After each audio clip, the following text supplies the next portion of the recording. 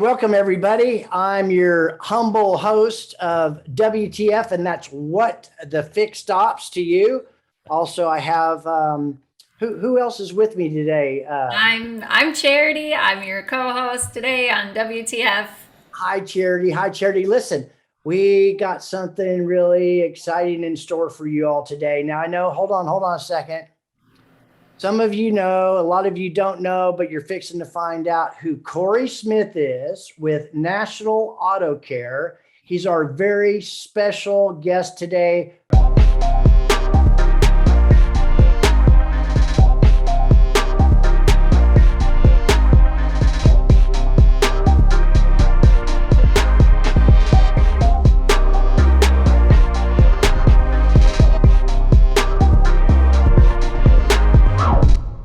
Corey, we're glad to have you. We're humbled. We're honored to have you and go back and forth with you today. And I know that we were talking about this a minute ago, that Corey has interviewed me a couple of times on his podcast, Fixed Ops 5, which is a phenomenal podcast. I think you just celebrated a little over 1 year. Is that correct, Corey? That is correct, sir. Yes. Okay. Well, Congratulations. Yes. Thank you.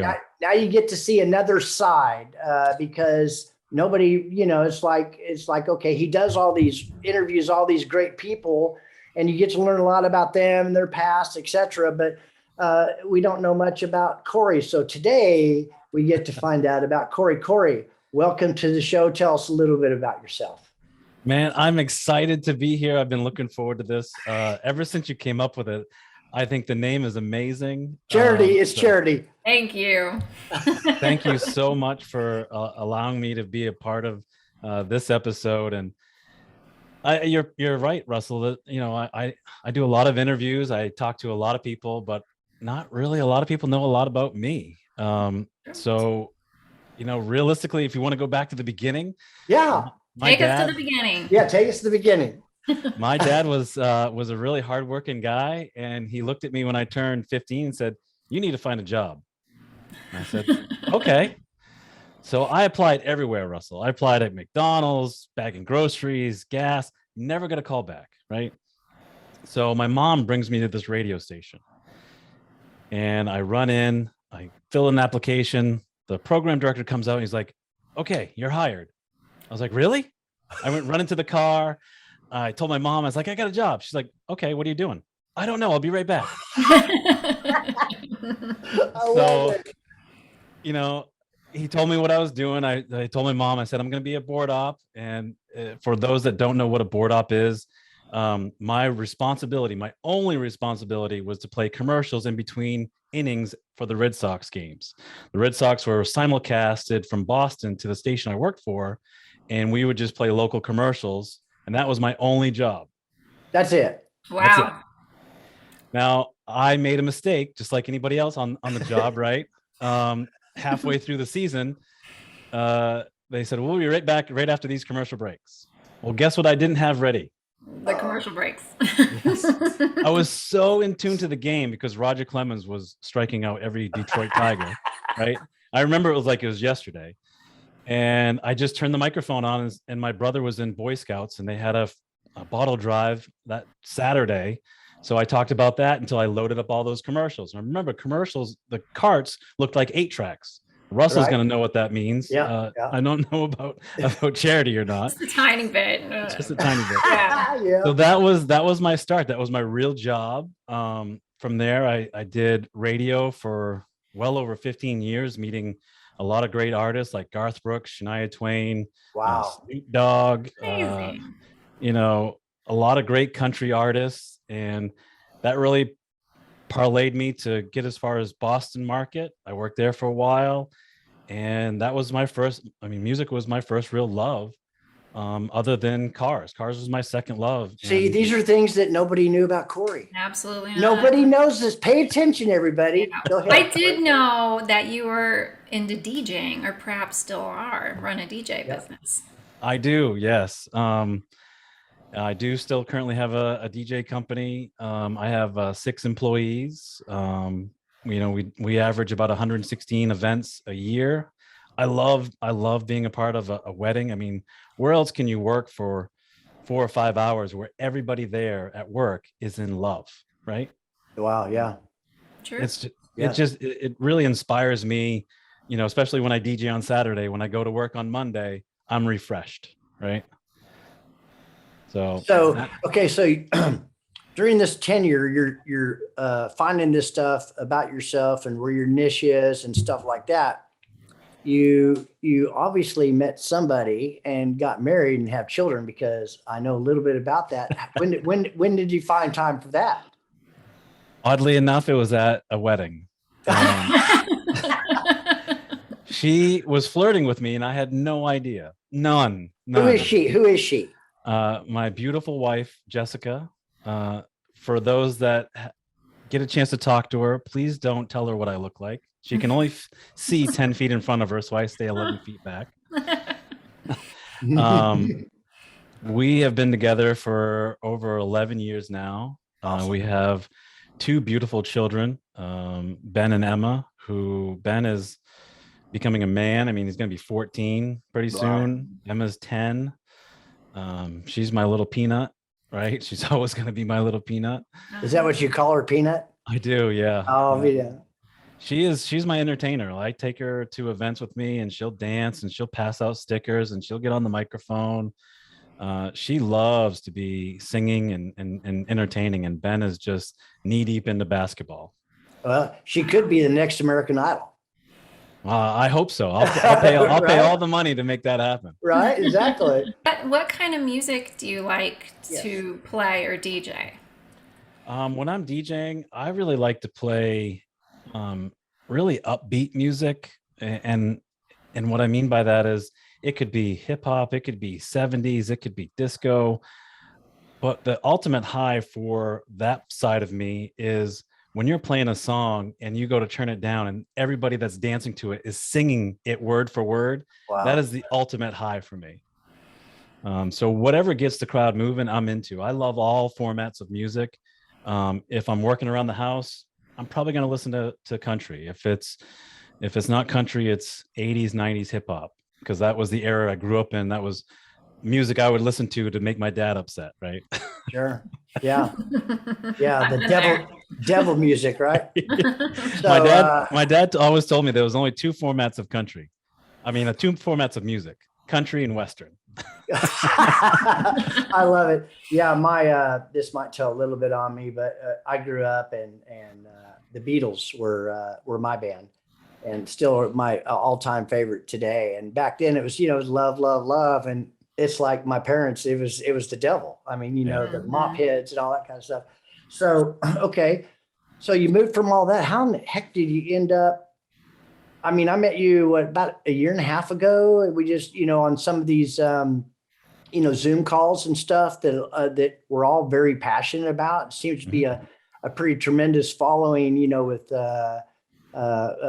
Fixed Ops Mastermind and Service SDL, Service. I mean, those guys and many others as well. How did you get how did you end up at National Auto Care? It was a long road, really. So working in radio, I was working nights, sometimes weekends, remote broadcast. So when Jessica and I decided we wanted to have a family, I really wanted to do something that was almost like a 9-to-5, right? And I started selling mid to high end audio at this place called Tweeter.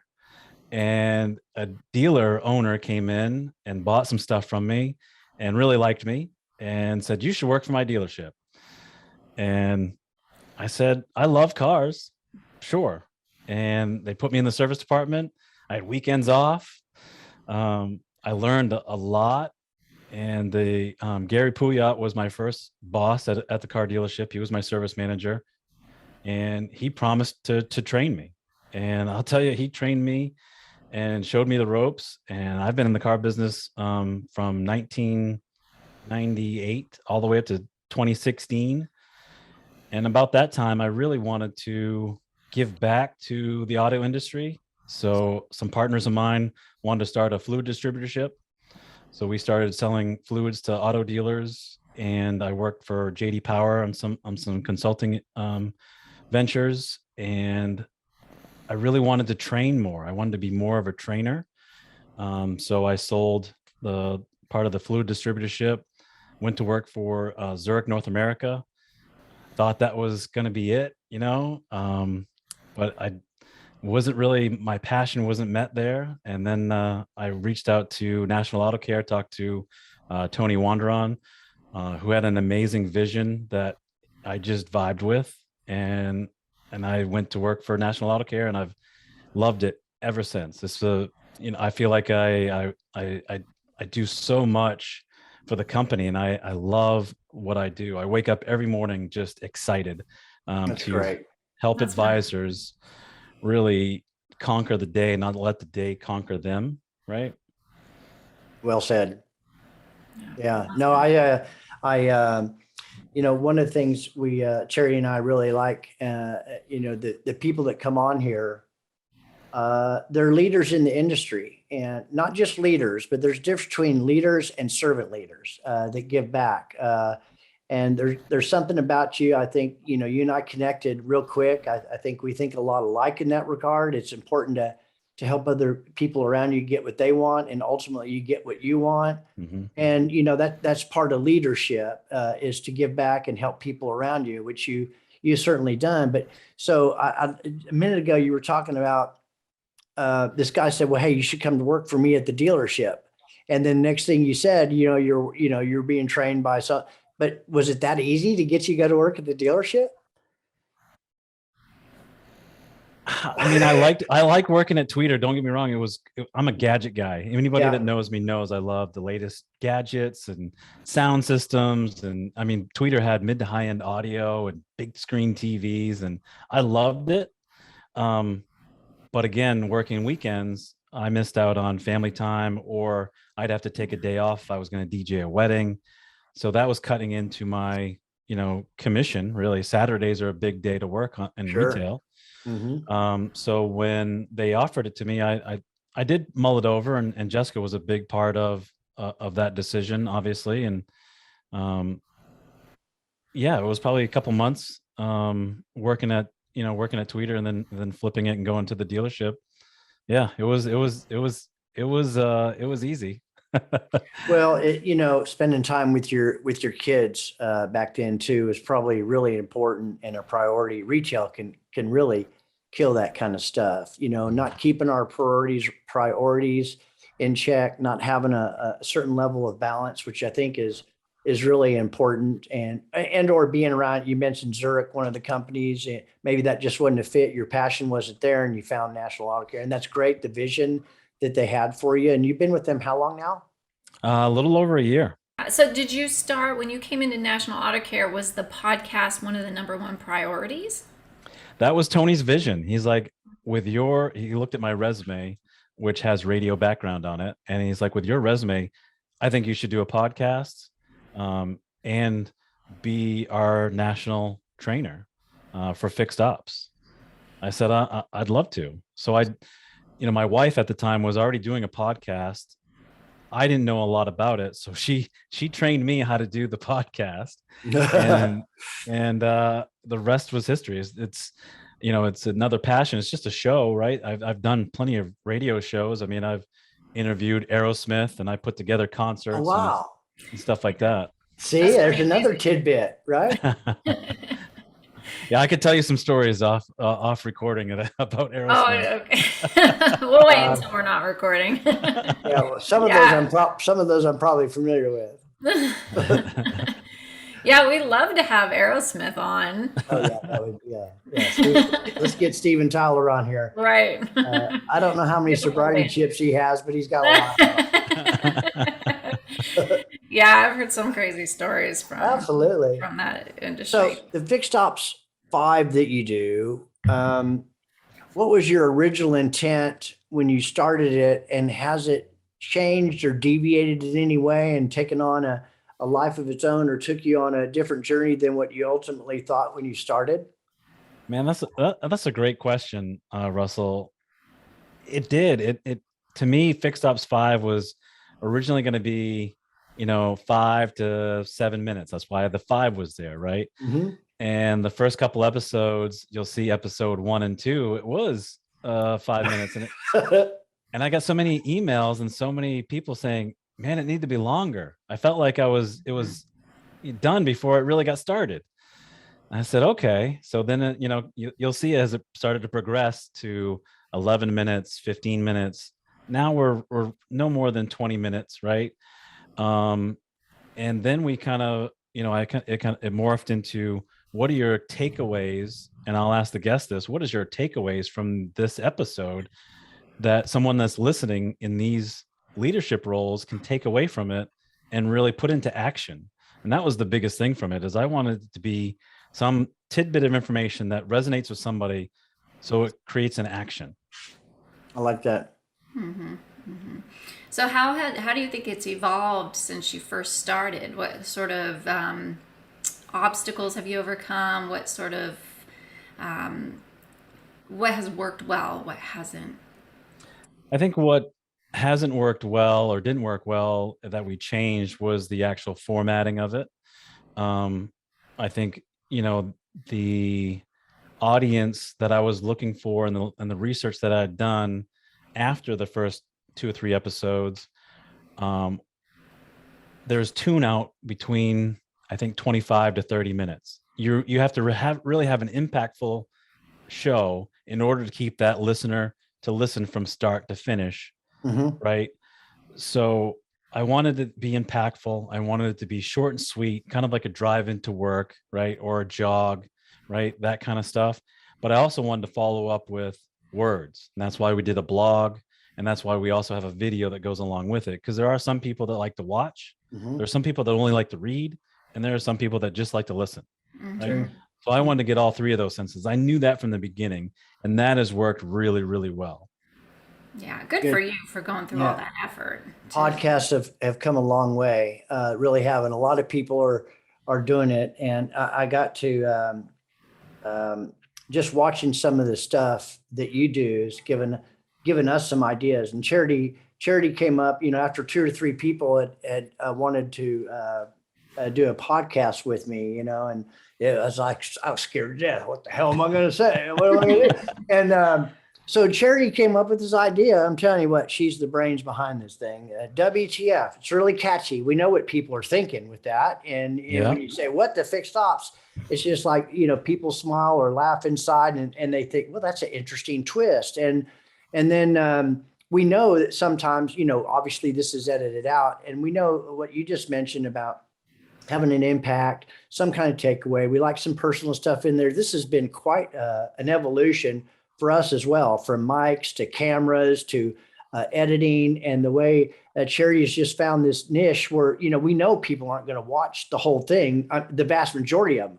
But when you can have all these different titles and 47 seconds to 2 or 3 minutes or something like that, and you put them on all these different social media venues at different times, you get a lot of people that listen and hear stuff, and we're able to spread the love around. We think that's worked really well. We hope that all of you out there think that, because I absolutely love it. Do you? Love it. I think it's a genius idea. It's all her. I'm telling you. I'm telling you, she is on point with that, because I watch every single one of them. Do you really? I do. Yay. And at the end, it leaves me wanting more. Excellent. Right. And that's exactly what you're looking for, right? I got to think that's what you're looking for. Yeah. Well, yeah. We really want to lift up everyone that we support in the automotive industry. That's really what we want to do. I found that early on, the first thing I became a part of, now I'm a variable guy. That's where I cut my teeth. I ran stores. I know enough just to be dangerous, with terminology and what it means, etc. In no way a guru, nor do I ever claim to be. But when it comes to marketing and stuff like that, I know quite a bit about certain niche of marketing, and what I don't know, Charity knows the rest. So she's got my back. That works out real good. But early on, I attended the Fixed Ops Mastermind, and it seems that it's with fixed operations and people like yourself, et cetera, and people in the dealerships, they're a close-knit community. Mm-hmm. And I have seen, I'm a vendor, obviously, or we're vendors, but I have seen a lot of people come in and out of these and other various shows for 1 or 2 stints to try to get some kind of traction or elevation, and it doesn't work. I've learned so much about this business from you and other people like you, from being a part of these weekly and being very consistent and participating in other types of things, that people have grown to accept me knowing I'm still a vendor, and that because I'm a real person too. It's not just about the kill, not just about the sale, how salespeople say stuff. It's not about, it's about relationships. That's what it really boils down to. What do you think about relationships and what it means to what you do? I wouldn't be where I am today without building relationships. I've met people, throughout my whole life that seem to keep everything close to the vest. And I never understood why. I was like, I'm not going to do that. I want to help people, because I feel the more I help people, the more I'm going to get helped. Right. So relationship is everything. It gets you in the door. It gets you intro to something else that you didn't know anything about. I'm always learning, and I'm never going to say I know everything about fixed ops. Never going to say I know everything about automotive. I'm always reading. I'm always learning. I mean, you and I are on that SDL show every Sunday. I feel weird when I'm not there on a Sunday. It doesn't. I do. I do. There you go, Joe and Eric. There you go. There's a little plug for you. Right? Funny story is how, when I was starting NAC's podcast, that's when I saw Joe post about theirs. I'm like, oh, okay, I want to listen to it so I can see where they are to see where I'm going to go. Right. Kind of, scope it out. Absolutely. I didn't know theirs was live. So I check on the link thinking I'm going to listen to something that's already pre-recorded, and everyone's live, and I'm sitting there like, holy cow, I'm not even ready for this. Hair, makeup. I got nothing. I'm like, Stat, give me a hat. That's what I do, honestly, on Sunday mornings at 7 a.m. Right?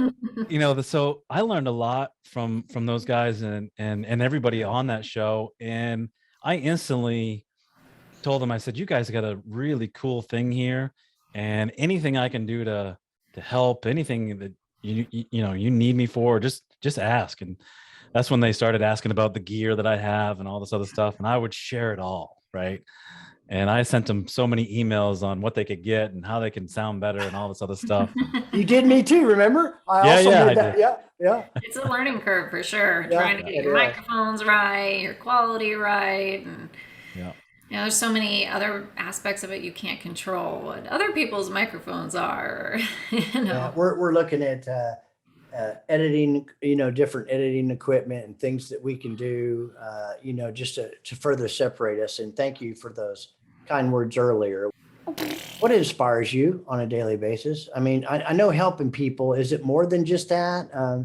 Is there any one thing that stands out that we don't know that really drives Corey? I think what really drives me is to be the provider for my family. My wife works really, really hard to take care of the house, the kids, doctor's appointments. I mean, we could be here for hours. I could list all that stuff, right? So I want to try to outwork her, which is difficult because not only is she a stay-at-home mom, she's written a couple books, she's done a podcast, right? So she's the driver of me. She's made me better every step of the way. I've always wanted to be better because of her. And I think the second part of that is my kids. I'm always telling my kids, in order to truly grow, you need to be uncomfortable. So don't be afraid of something that you've never done, or be afraid of, a certain class. Take it head on. And that really pushed me into this next evolution of myself. I was stagnant at the dealership. I was 10 plus years of writing service, was good at it, loved it.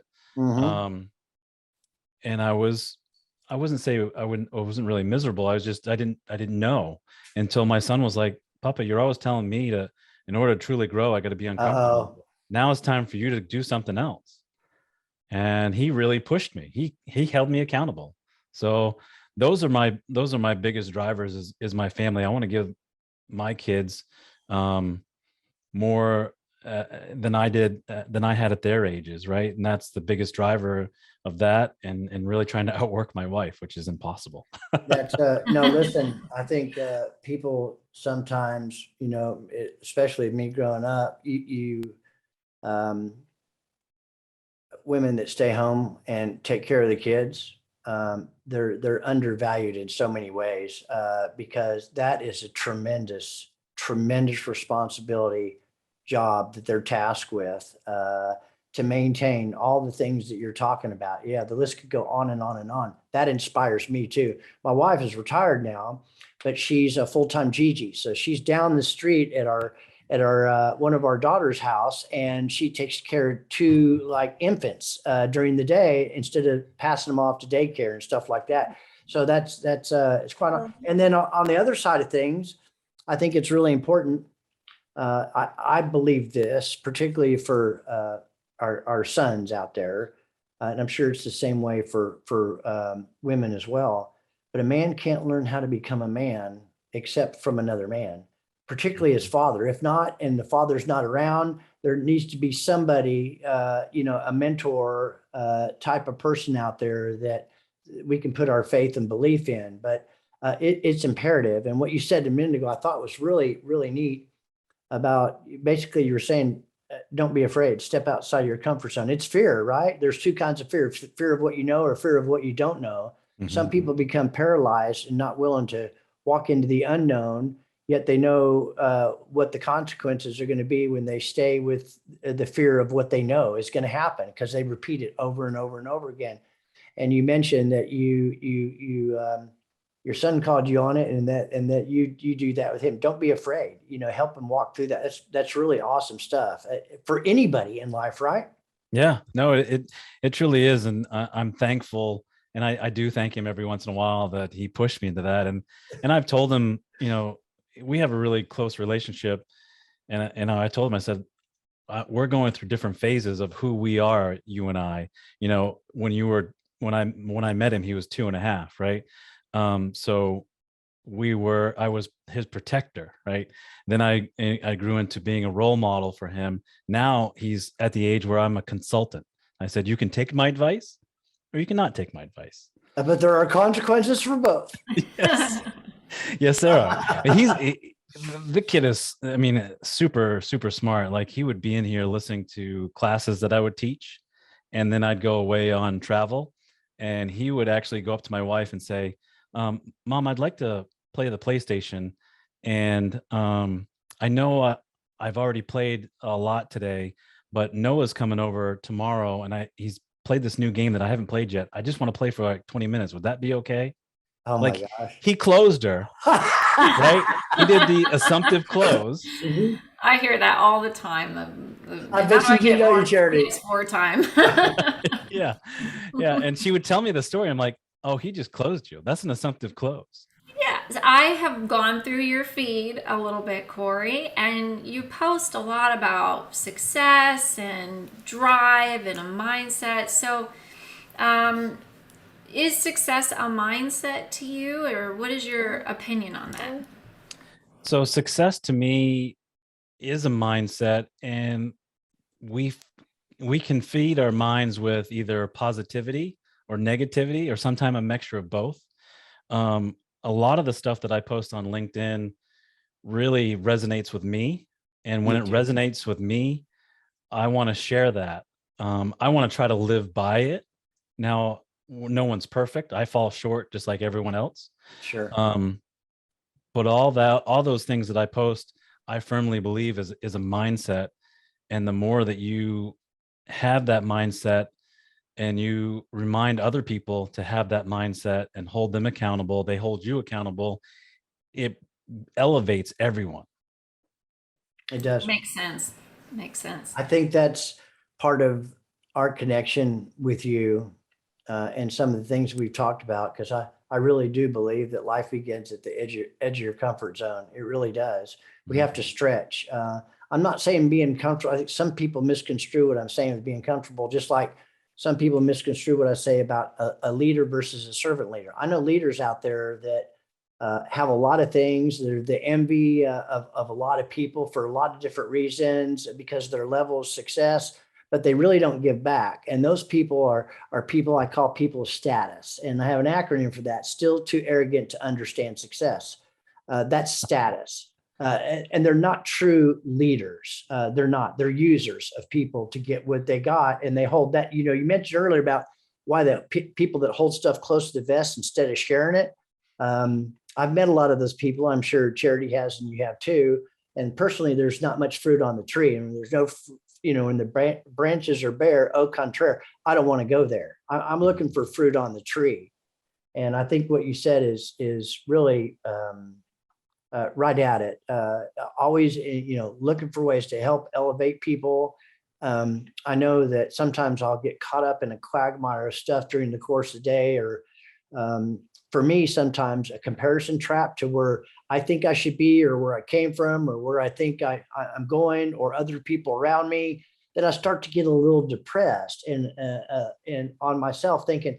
And one of the things that pulls me out of that is the fastest, because I work with a lot of different people in a lot of different capacities, is I reach out and talk to somebody and listen to what they have to say. And it just kind of like, it's why was that a big deal?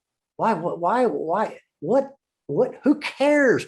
I'm running my race. I'm staying in my lane. And when I can help other people around me, which I try to do on a daily basis, I'm okay with myself. You can call it God, you can call it the force, the universe, spirit, whatever. But I have to maintain that connection, and I find it through people. 100%. I love how you said that, because really, we aren't meant, in the whole COVID thing really put us in a place that we've never been before, being isolated, right? And we're meant to be around other people. And I love being on social media. I make time for it. I love reading about other people's success. I try, just like you said, not to compare myself to anybody else. I am one of one, right? I'm different. I'm an odd duck. I'm fine with that. And I'm running my own race. And I'm in no rush. It's not a sprint. It's a marathon to me. Absolutely. It's a journey, because you're never going to get to the destination until it's time to part ways, Yeah. Right. Yeah. You don't really want to get to that destination. Right. No, I'm enjoying the ride, man. Yeah, exactly. It's beautiful. There was many times. So when you were growing up, is there any, that put you on the path that you're on? Was there any significant challenges or obstacles? I'm sure there was, but or did you come to any kind of crossroads that says, hey, these kind of people don't work for me. Something's wrong. Did any of that ever happen to you growing up? Yeah. It took me a while to get through all that.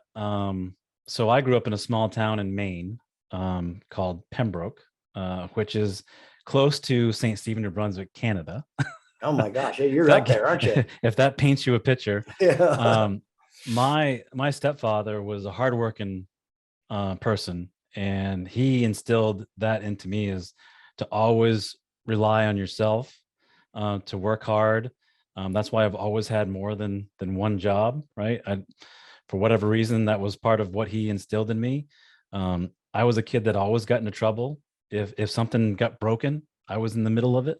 I learned everything the hard way until I graduated high school and went to college. Right? I went to college for broadcasting and minored in marketing as well. I loved that part of me. And then some obstacles that I went through were working in the radio industry. I got free tickets. I would have people that I thought were my friends ask me for concert tickets to this or free that. And then when I got out of the business, I never heard from them. So I didn't realize that people were just, quote unquote, using me. I thought they were really my friends. And so I learned that lesson as well later on in life, which really propelled me into being more open, right? I was very closed. And that allowed me to meet more people and surround myself with more like-minded people that lifted me up. I stayed away from the people that got in trouble. I stayed away from the people that just were a one-way street. And I really focused on the people that I got as much out of them as they get out of me. Right. That's great. I think people really love helping other people. I didn't used to think that way. And I met this guy, he was a millionaire. And I asked him, I was scared to death. And I got to know him at this like convention type of thing. And he happened to live in the area. This is the way I remember it anyway. I tell that. So yeah, I don't, sometimes the stories get a little confusing, but the way, here's what I found. Memories are not really reliable, particularly the older they are and the more times that you go through them and you share them with people. But here's one thing that never changes: how it made you feel. Mm-hmm. Okay. The memories might, get obscure, but how it made you feel. So I was scared to death, full of tremendous fear. Oh, there's Nico. I was full of tremendous fear. And I asked him if I could take him to lunch, and he agreed. And I asked him, how he got where he got. And it was, I was scared to death. And he actually agreed. I asked him if he would share some things and work with me, that I was ready for something more in my life. And I realized at that time that I was getting my information from 95% of the people that have the same thing I did or less than what I did. And I wondered why I didn't have any more. But I thought those people were, standoffish and, oh, they're millionaires and they step over people to get what they got. Well, that's not true. That's not true. Not with this guy anyway. Yeah. There's some people out there like that. Yeah. Sure. We just talked a little bit about him.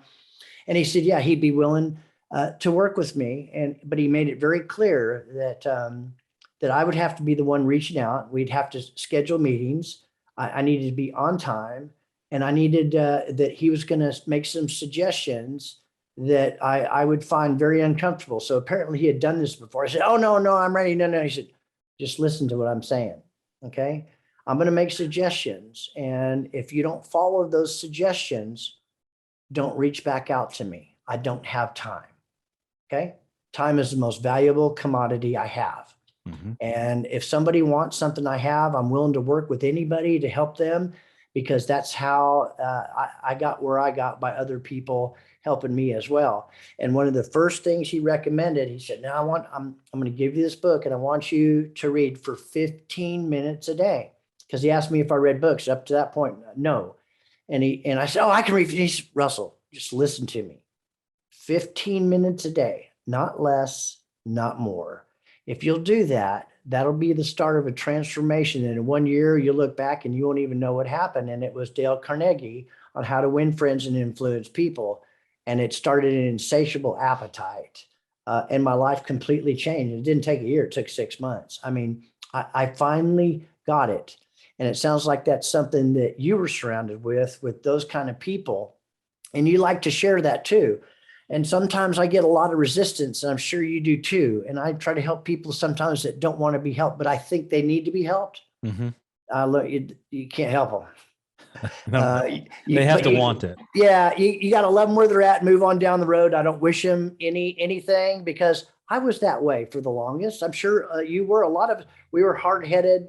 We were going to do our own thing, and then we kind of figured it out. It sounds to me like you've done a lot of that, and you're sharing that with your kids as well. Yeah, I mean, my son is light years ahead of where I was when I was his age at 13. So I think he has listened to a lot of what I've said, which is good.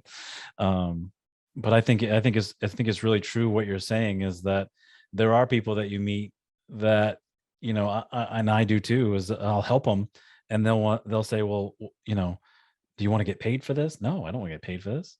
Well, what can I do for you? Pay it forward. Right? Help somebody else. That's the biggest thing that I could ever ask for. When I do a training class, and 6 months later I get an email from somebody that was in my class and says, because of you, I was able to purchase another home, or I bought my first brand new car. Wow. You know how that makes me feel? Oh my gosh. That's what it's all about. Yeah. It's just like when I'm DJing an event and people are singing at the top of their lungs and having a great time, and after the event's over, everyone comes over and says, wow, you did a great job. That means something. That's better than a tip. That's better than money. that is my currency. That feeds me into saying, okay, I can do this and I can do better. It's going to push me to do more. Yeah. One thing I noticed about you is as we've gotten to know each other, some people have to have that pat on the back or that edification all the time. You do not. And, when you get those emails or somebody makes a comment to the side, you're the only one that really hears it.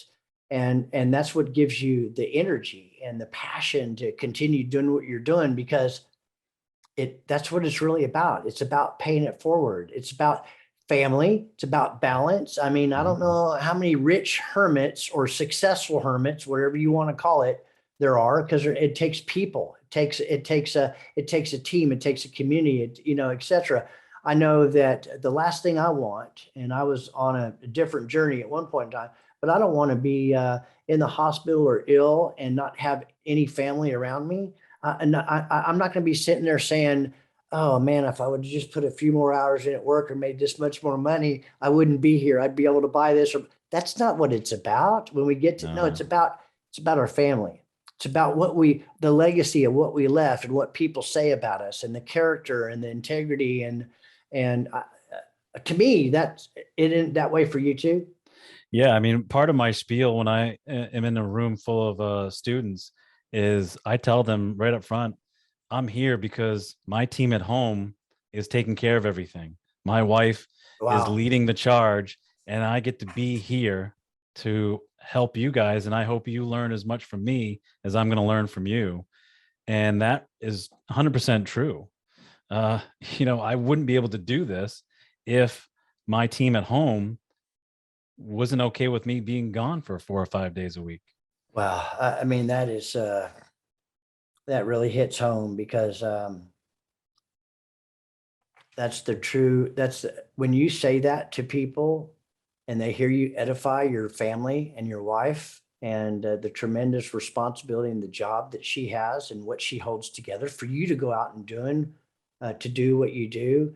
I feel blessed the same way on my end because of all the different things I'm involved in, building a new company, et cetera, working with other people in different capacities, which I'll talk about another time. But she doesn't guilt trip me because when I'm not building the business or doing stuff like this during the day, all my kids and grandkids live within 10 minutes of me. And we're going to softball games and tennis games and soccer games and gymnastics. And those are things I really like being a part of, but that would never happen if it wasn't my wife doing what she's doing behind the scenes and not guilt tripping me. And because she doesn't do that, I give back in ways that otherwise I probably wouldn't have, because I think I need to be out here and I'm not happy at home and I don't want to be there. And I know salespeople like that too. They're out on I do too. Yeah. I'm blessed. And it sounds like you are too, is that it really starts, that's the foundation of any kind of success is what it is at home. Right. And when you said, I don't need somebody to publicly say, because of Corey, he did this. And, for instance, Kaylee Filio, we all know, right? Oh yeah. Awesome lady. I reached out to her. I said, hey, when are you going to get that podcast going? And she told me that she was struggling. And I said, well, what can I do? And I said, give it to me. And I helped her with all this because I'm into this stuff, right? I like editing. I like audio. I helped her with everything. I got her a voice person. I did this, I did that. Oh, wow. And I didn't want anything. I didn't want any credit, nothing. And sure enough, on LinkedIn, she said, well, huge thank you to Corey. And I texted her, I'm like, you didn't have to do that. She's like, people need to know that you were really catalyst of helping me. And because of you, this podcast is gonna go off without a hitch. I've been putting it off for 4 weeks, and you got everything that I needed done in a few days. I'll tell you. Yeah. I love that kind of stuff. And she's that circle of people that I'm talking about. I was introduced to her by Charity. It's all about the team. And I've said this on a couple of other episodes that my business partner and I have the best team and this is our third company. This is the best team we've ever assembled. And we just let people do what they do. And I really believe the interdependency of not you, not me, but us together can achieve much more than we can individually. I mean, I get a lot of accolades sometimes from people, sometimes personally, and sometimes, privately, and sometimes publicly. But I'm telling you, if it wasn't for Charity and the team behind the scenes, just like you talking about your wife, etc., or your sound guy or whoever it is, I wouldn't really be where I'm at today. So I always want to lift and edify and elevate my team, just like you do yours and my family. I think that's what it's really, because I don't know anything about podcasts or editing and some of the stuff she does. It probably takes hours and I don't even know. I mean, it's incredible. But so I know, so let me ask you this. What do you think are some of the more concerning issues going on right now in automotive? And in your opinion, what do you see with fixed operations or automotive as a whole? Because you do sales and service, right? Yeah. Okay. So I think the biggest thing is you're going to start seeing, and you're already starting to see, is that the mom and pop dealerships are going to start fading away, and you're going to start having these mid-major groups and mega groups of dealerships, but you're still going to have the same problem, which is really a disconnect between all the departments. So the one thing that I'll keep hitting the drum on is that you can't have everyone on their own silo in the dealership. You can't have sales be one business under one roof, under the same roof. Same with parts and service. They all got to be one team. They got to speak the same language. Just when you go, like when you go to Applebee's, you know what you're going to get. When you go to Walmart, you walk through the door. What's one thing that's going to happen when you walk through that door? You're gonna be greeted. You're going to be greeted at every Walmart, whether it's in Tallahassee or Bangor, Maine, right? It doesn't matter. You're going to get that same uniform. So what really needs to happen, and the customer is going to really push this, or they're going to defect. And we've talked about it a million times, you and I, with retention, or whether you want to call it retention or loyalty.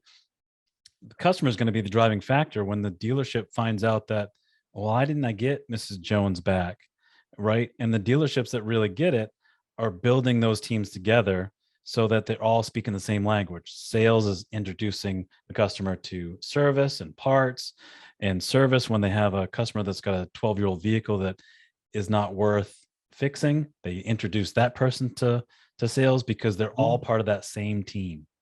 So did I hear you, if I understood you correctly, with I see a lot of acquisitions taking place, and some really big players out there that are buying a lot of dealerships.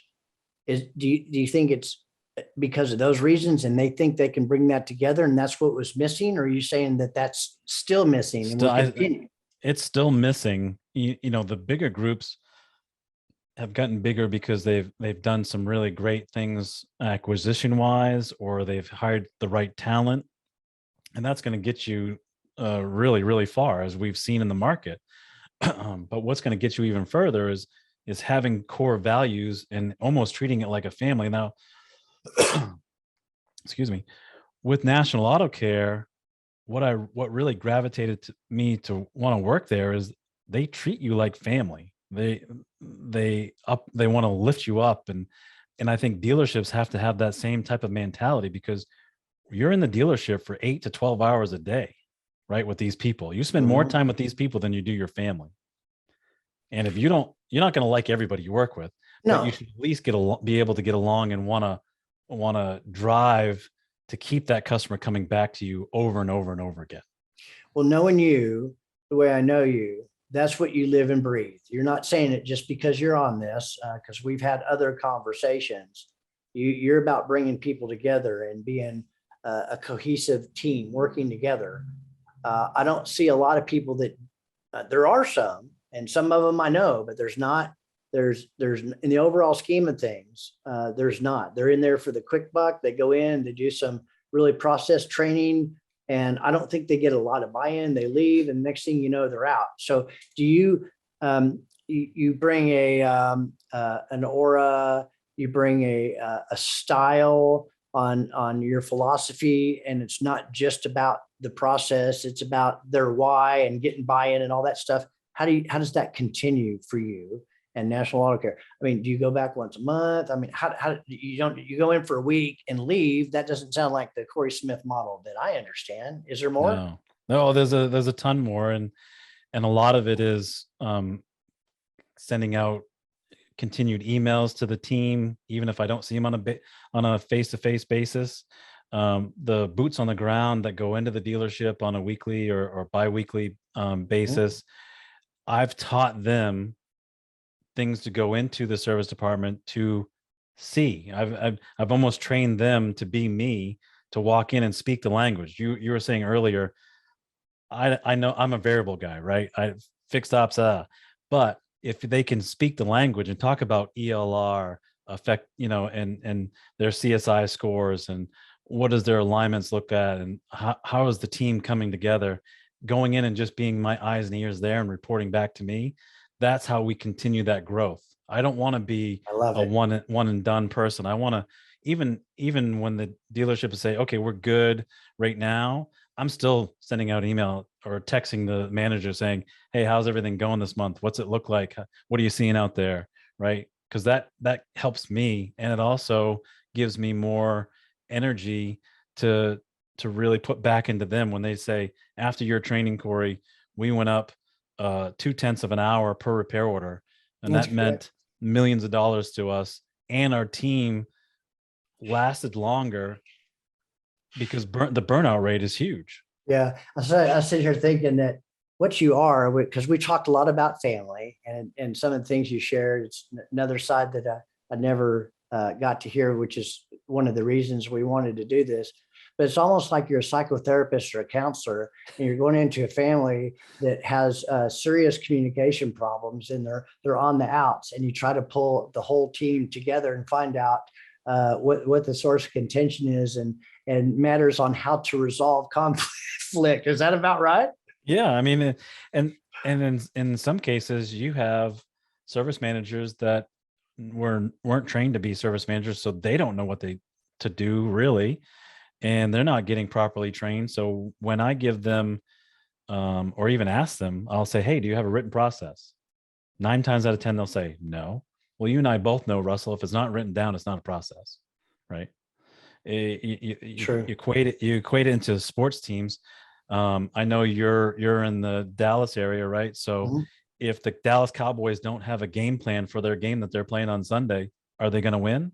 The plan is to not win if they don't have a game plan, right?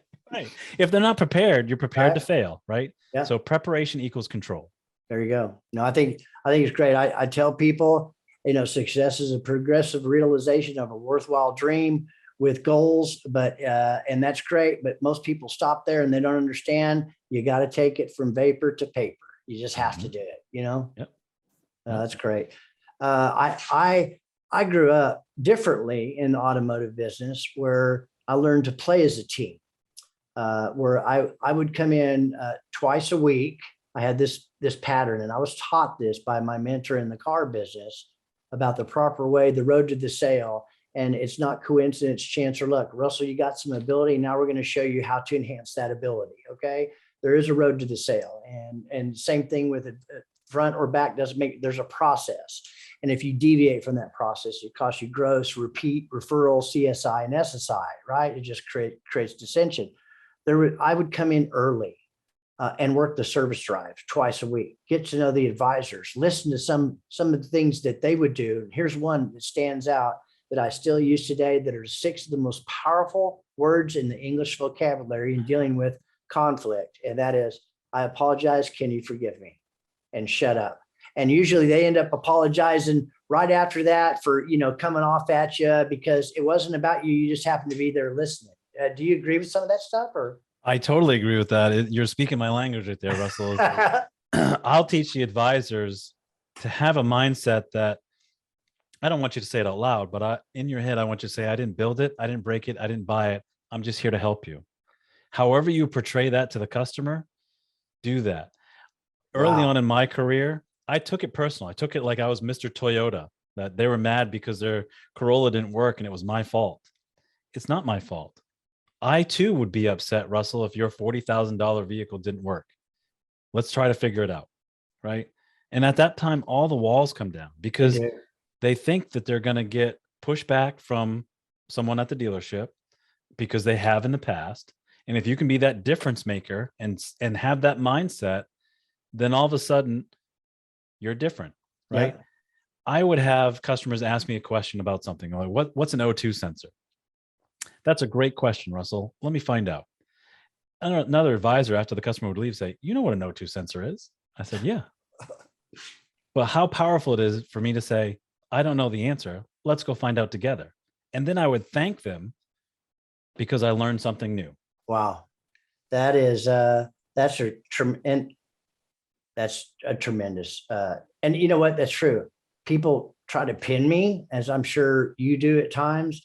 And I've realized over the years that there's only a few things I know really well. And I know when I'm dealing with somebody that knows infinitely more than I do.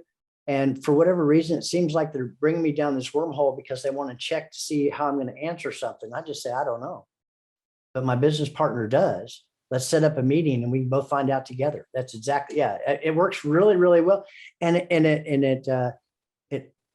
it takes people, I don't know. It's so, if you're not looking at people in the eye and you're not shaking your head and acknowledging them, you're trying to cut them off while they're telling you stuff. All it does is create more conflict. Don't you think? Yeah. Oh yeah. It builds onto that wall that they've already put in front of you. I mean, we're conditioned as humans, right? If you come onto the lot and I'm the salesperson and I say, hi, how are you today? What are you going to say back to me, Russell? I'm fine. Yeah. Or I'm just looking. Right. Yeah, I'm just looking. Conditioned response. Right. Yeah. Yeah. But what I've found in understanding the human behavior and everyone is that if you say something different, you're more memorable and the wall starts to come down. When someone's yelling at me, I don't take it personal that they're yelling at me. They're upset. They need love, right? So yeah. I'm gonna go above and beyond to say, hey, listen, I understand you're upset. And I too would be upset, right? Feel, felt, found. Right. When you say all that stuff, all of a sudden, everything they just said was just like you said, well, I'm really sorry I spoke to you that way. I don't know why I would do that. It's fun. It's okay. I get it. I too would be upset. But you know that, and that's the stuff that you instill in the people that you work with is it's about relationship. When somebody is emotionally distraught over something, they can't think logically. They're hurting. It's fear-based, whatever. And they want to take it out on the person closest to them. And you happen to be the man or woman as the advisor right in front of them at that moment, you're going to get it. But if you understand that going into it, hey, it's not personal, give them a minute to get it off their chest, acknowledge them so they know that you're listening, and then, turn it around. And it's easy to do. And that's conflict resolution 101. And I'm so glad you teach that. Do you work more with the variable side or the fixed side, or do you find it equal or what? And I spend more time on the fixed side because that's where my credibility comes from. I'm starting this year on my goal list was to learn more about the variable side of it throughout the course of this year, and to start teaching F&I classes and sit in the box and learn how to do all that stuff. Oh wow! But when I can tell a service advisor that I did the job for 16 years and I understand it's difficult, I would tell every advisor that's either in my class or listening to this podcast is grab the book, The 4 Agreements. It's going to change your life. The 4 Agreements, you said? Yes. The 4 Agreements. There it is right there. Be impeccable with your word. Don't take it personally. Always do your best. And hold on. What's the 4th one? Come on, help me out. Be impeccable with your word. Don't take things personally. Always do your best. Don't make assumptions. Don't make assumptions. Those are the 4 agreements. Yeah, it is a recommended. I didn't prompt you to say that either, did I? No, you didn't. And I have it right here on my desk. That's awesome that you have it on your desk. Yeah, really I've read it twice. It's just a little condensed book, but I've read it twice. And do you ever get on Clubhouse? I joined some people on Clubhouse a couple of days a week, and it's and we did a deep dive into the 4 agreements, listened to the audio part of it, and then people in the room pinging upon and what it meant to them. And it really became very, very personal and very, very deep, with people understanding it. Wow, but you have to continue to read. You have to continue to talk to people that think like that and around it. If not, you read the book and you put it down and you don't ever think about it again, or don't try to practice some of this stuff, right? It doesn't happen. And that's what you live and breathe on the fixed op side, is being consistent. Don't take things personally. Just do your best, whatever that is. Nobody's judging you. Quit comparing yourselves. Run your own race. Yeah. You can't be. How many times in life have people gone on for, and some of them don't ever get it. They're trying to be somebody they're not, and the only person they can be is who they are. You're one of one. Yeah, accept that, right? Yep. Accept that. It's like we all try to be, not everybody, but vast, they're moving and they're trying to be unique from everybody else. Oh, I can do this. I got that kind of stuff. But then I picture we're so closely connected that I think I get goosebumps just talking. It's scary how close we are actually connected and how much we really depend on each other. It's like that picturesque white beach that you're on right now. I'm just one grain of sand in that beach to make up that whole experience that we're all seeing. And that's what I think our life is like. Yeah, I agree with you 100%. I think if we all, thought like that, I have people come up to me, not all the time, but when I'm out traveling, is I don't know everything about cars. Here's a good thing you don't need to know. I'd rather you didn't. I've taken a person flipping burgers at Five Guys and put him in the car business as a service advisor, and he's one of the best advisors I've ever seen. Because he's humble, teachable, and he doesn't know. Correct. I don't need you to fix it. I just need you to talk to the customer in layman terms of what it needs, right? You don't need to do the job. I'm good at breaking things. Fixing them is not my bag, right? I leave that to the comeback. What a great comeback! That is awesome. I leave that up to the guys in the back, and I give them all the props because my brain doesn't think like that. I could probably take it apart, Russell. Putting it back together, good luck. Well, some things I can put back together, but for whatever damn reason, Corey, I seem to have a whole bunch of nuts and bolts left over. I don't know where the hell they went. Right? Yeah. Real careful. Yeah, no, I wasn't good at that. I love the relationship side, the sales side, and I love the fact that I grew up, and it's not as common as we would hope it would be, but to bring everybody together as one unit, one train of thought, that everybody depends on everybody. Service, sales, service, finance, parts, collision, all of it is a team thing. And the better job we do at that, I hope you agree. If not, that's okay too. Please tell me, no, Russell, I don't agree. But that's what's going to stop the 36 to 39 month defection. Yeah. Oh, no, 100%. It will certainly help. Now you're going to have those one-offs that want to try a different brand that you might not carry. Sure. But they might still come back to you to service the vehicle. Right. Because they know, love, and trust you. Yeah. So I know that, so I bought a Genesis, and this is my second one. I just love tremendous value for the money. And there was a shift, and I bought it a long ways from where I live because nobody either had it or they wouldn't deal with me. Sorry, I'm that kind of guy. I bought it before the chip thing happened, so I wouldn't even. It would cost me a whole lot more to get that same car today if you could even find it. But where I live at, it used to be a Hyundai Genesis because they're starting to separate, but they can't even work on my car. And the service manager and the advisors they have and the techs are the best ever that I've ever experienced. So I have to take it 30 miles south of where I'm at. And it is a horrible, horrible service experience. And I've met some great service advisors over the last 11 months, but they've changed 3 times. Oh, wow. Right. I just get to know somebody and they're gone. And I have to reacclimate into the whole story. And they're not good at communicating. I know we kind of gone off on a tangent. We're about out of time. So let me ask you, where do you see the automotive industry going in the next 5 to 10 years? Whew, that's a big question. I mean, gobbling up smaller stores, right? That was one thing you mentioned earlier, and I took you down a wormhole. Sorry about that. No, that's all right. I love that wormhole. I think the next 5 to 10 years, you're going to have more emphasis on EV. Right? It's still going to be that hot topic, Do I think it's going to take up a majority of the market share? No. Do I think technology to make not just the dealerships' jobs easier for their employees, but technology in the regards to making it easier for the consumer? I think that is what the industry is going to be going to in that 5 to 10 year span. Is that for me, easy means, well, let's take Starbucks, for instance, right? I can pull up my app.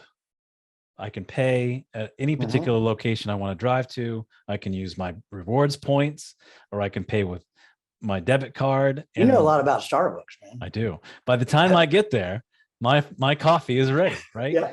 How great would it be if you had that same type of one app that's dealer facing, that I can call roadside assistance, I can make an appointment, I can pay for my bill, I can look at my repairs and okay them, right, without picking up the phone, right?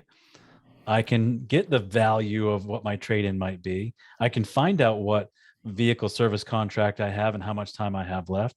I believe that is the big thing, is if you want to hold on to your data as a dealership and not let the manufacturer take it from you, how are you going to do that? And how can you make it easier for the consumer? Pull yourself out of your chair and out of the CEO or service advisor or service manager or owner and be a consumer.